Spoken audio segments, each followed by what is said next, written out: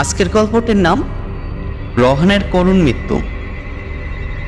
31st night.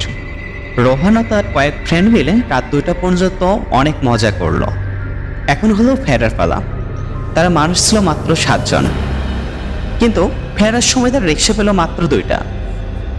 রিক্সায় না হই 3 জন করে 6 জন যাওয়া যায়।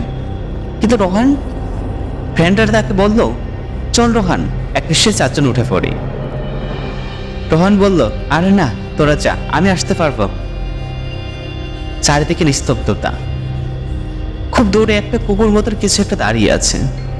খোলা আকাশের নিচে অন্ধকারে সাথী হয়ে হাঁটছিল রোহান। হঠাৎ একটা রিক্সা দেখতে পেল। রোহান রিক্সাওয়ালাকে বলল, ভাই যাবেন? রিক্সাওয়ালা তার উত্তরে বলল, জি যাবো। কত টাকা নেবেন? রিক্সাওয়ালা উত্তর দিল, 10 টাকা দিয়েন। রোহান একটু অবাক হলো। এত রাতে 20 টাকার ভাড়া, তবুও রিক্সাওয়ালা 10 টাকা ভাড়া চাইল। যাই হোক, সে আর কোনো কিছু না ভেবে রিক্সায় উঠে বসলো। এই শুনশান নীরবতার মাঝে শুধু রোহান আর রিক্সাওয়ালা। গোরস্থানের সামনে দিয়ে যাবার সময় রোহান কেমন যেন আটকে উঠল। সে যা দেখলো তা তার চোখকেও বিশ্বাস করতে পারছিল না।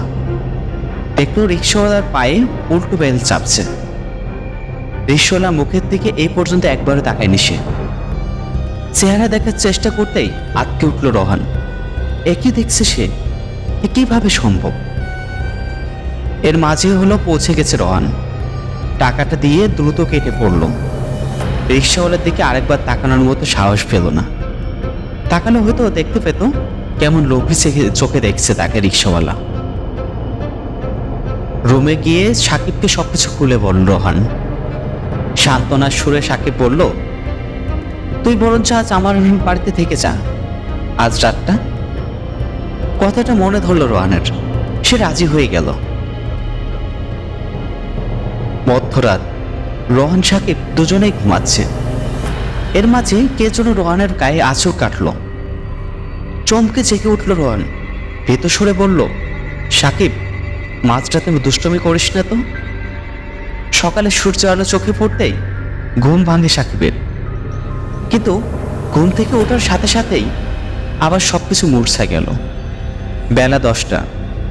সাকিবের রুমের সামনে অগণিত ছাত্রের ভিড়। সাকিবের রুমে রোহানের ছিন্ন বিচ্ছিন্ন লাশ ঝরছে, আর রোহানের কাটা মুন্ডুটা সাকিবের টেবিলের উপরেই রাখা। কেউ জানে না রোহানের মৃত্যুটা কিভাবে হলো।